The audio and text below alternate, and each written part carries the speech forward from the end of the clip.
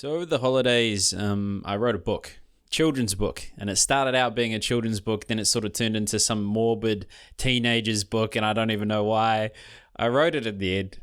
But there's a message in there, and I think it's applicable during these times of uncertainty and a tendency for humans to project. So I thought I'd share it with you. It's a draft, we pumped it out. Let me know what you think. So it's called The Only Yellow in a World Full of Blue. Dedication for anyone who ever felt like they didn't belong. Here we go, team. How do you even read a book? I mean, I've done an audiobook before, but children's book, do you put the voices on? Should I post-edit this to make me sound like it? But anyways, we'll kick into it. So, Johnny was a lonesome fellow. In a world full of blue, he was the only yellow. Everywhere he looked, he saw more of the same. Blue caps, silly hats, and a feeling of shame. Why did the others not like him? Was it his spiky tail, long nails, and body of scales? He was different. He understood. But how they treated him was just no good. Calling him names and laughing to his face. What a horrible way to treat someone. What a disgrace. So one day, when they went too far, he mustered up all the courage he could. Why are you so mean to me, Mrs. Blue? What have I ever done to you? To which Mrs. Blue looks back with disgust. You haven't done anything yet, but I know you will, because you're a big yellow monster with a desire to kill. You might not act the way you should, but I know you'll hurt me the moment you could. So, stop with your silly questions and go back to your cave. No one wants the friendship you so desperately crave. His heart fell to his feet, and her eyes he would never meet. Because Johnny left town with his sorrows in tow, carrying the emotions he would never let go. I hate this cruel world. It's so cold and blue. So before anyone hurts me, I choose to hurt them too. And with his last bellowing roar, he launches his body off the floor, soaring through the clouds in a fit of rage, on a mission to hurt those whose affection he once desperately craved. How dare you be so mean, you cowardly swine. I could have been just like you, only a different kind. But now, as you feel the fire of my rage, you realize I'm no longer a prisoner to your words. I am the warden to your cage. A sentence, only trust for a town so unfair. I'll show you what it's like to have no one that cares. So, into your soul, not a word or a peep, for I am your shepherd, and you are my sheep. Ba ba they went like sheep in a zoo, marching together in lines of two, losing the parts that made them blue, following orders despite their view. Johnny had the strength, but used their fear to make their resistance disappear. They were upset and needed someone to blame, and Johnny knew how to play the game. Instead of ruling by force, he controlled through hate, creating an enemy that they could not relate. He knew that if you distance the cruelty with a word, you can get away with anything, no matter how absurd. So he found a city, and he called them Red, giving them the characteristics of someone you dread. Selfish, evil, dangerous and unfair. The invasion of Red is near. I'll take your freedom and call it protection, so you'll vote for me in the next election. This continued until the town was no more, and he became the leader they must adore. Fierce, powerful, and all-knowing. His following was ever growing. He had followers in the east, calling him their favorite beast. He had songs in the west. Our Johnny, he's the best. Born yellow in a town of blue, now does everything he wanted to. He has the prettiest girls and the best of friends. His strength and power our town depends. Our freedom was lost, but our safety was spared, because Johnny is tough when faced with fear. The real concern is the city of Red, the people we truly dread. They are the reason for our pain and the cause of all our shame. They're the cruelest and most unkind, the worst you'll ever find. They attack us for being blue, even if what they say isn't true. They call us names and turn the blame, instead of taking ownership of their shame. They would rather cause us pain than face their own, their true feelings never shown. A pressure cooker of rage, waiting to explode, building up inside, waiting to unload. A pool of emotions they won't let go. A tightening of taps and a restricted flow. One day, we just hope they'll know that the real enemy are the feelings they didn't show. Not the town of blue, but the mind of red. The horrible thoughts inside their head. A creature so cruel it calls itself you. Raised by a bad experience that only grew. A memory of pain they couldn't undo. Just like when Johnny was hurt by Mrs. Blue. He could hear what she was saying, but not what was said. Not what she was saying inside her head. You haven't done anything yet, but I know you will, because you're a big yellow monster with a desire to kill. What Mrs. Blue really felt. When I was young, I met someone like you that I thought was nice, but really was not, and I paid the price. You might not act the way you should, but I know you'll hurt me the moment you could. What Mrs. Blue really felt. You appear to be hiding how you really feel, and I don't know how to tell what's real. So, stop with your silly questions and go back to your cave. No one wants the friendship you so desperately crave. What Mrs. Blue really felt. I feel so alone, and I hurt so much.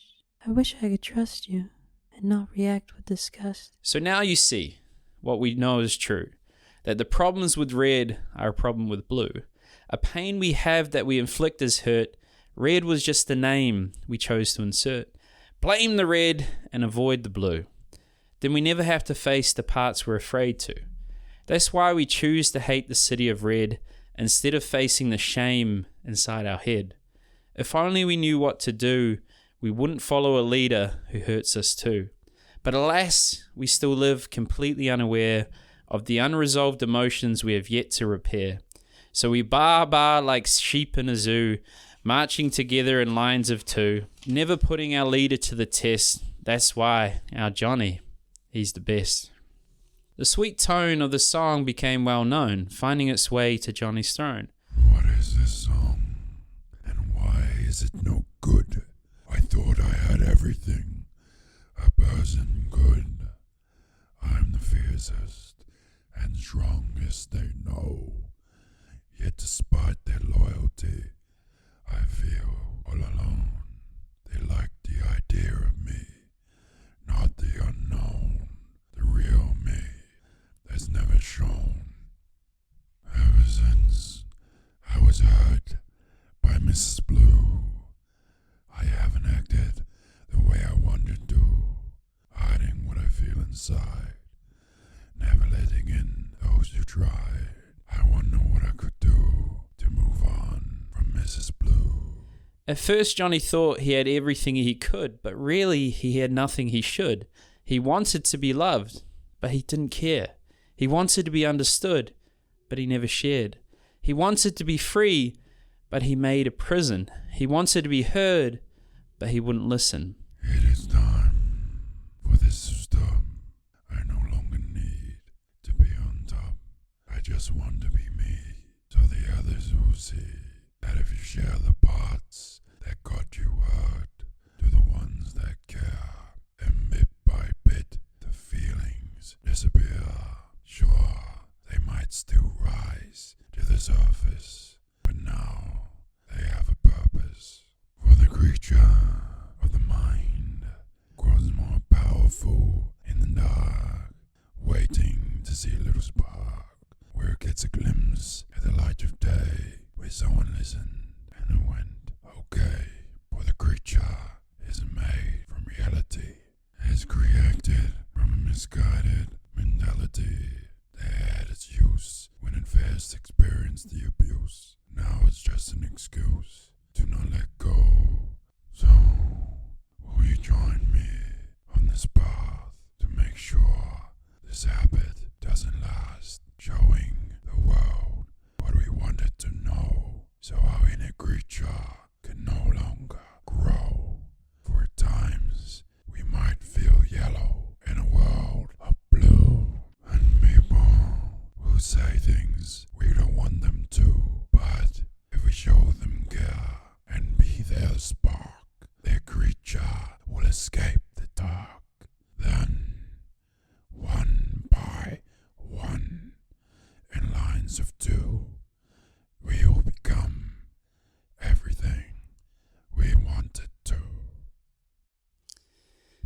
And I wasn't quite sure the direction that I'd go with the children's book.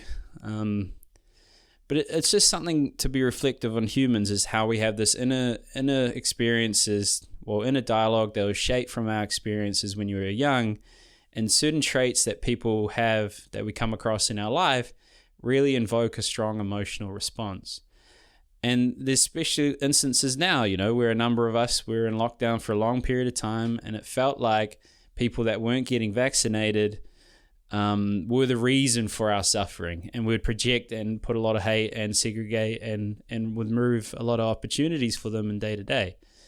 And whether it's the vaccination, whether it's, the race battle, the gender inequalities, or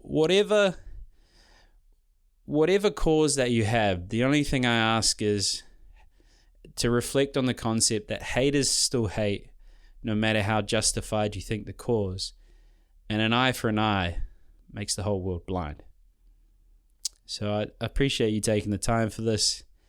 And no idea what this is going to turn into, but it upsets me the way that we're treating each other.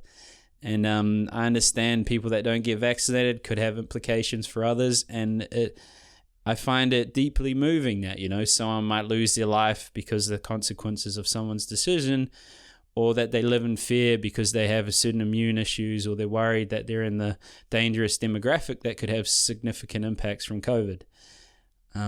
But I'm just a strong component. It doesn't matter what everyone else does. It's who you are as a person and who you live up to and what your values are. And for me, it just feels wrong. So I'm not too sure how to influence it. I just wanted to share that perception and to use that model with the children's books to reflect on whether it's this or something in the future that,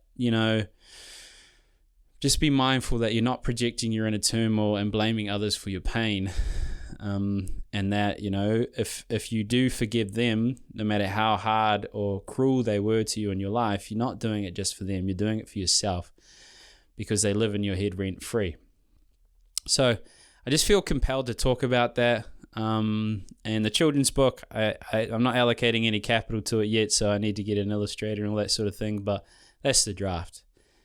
So thank you for the time and for the willingness to have an open mind. I genuinely appreciate that.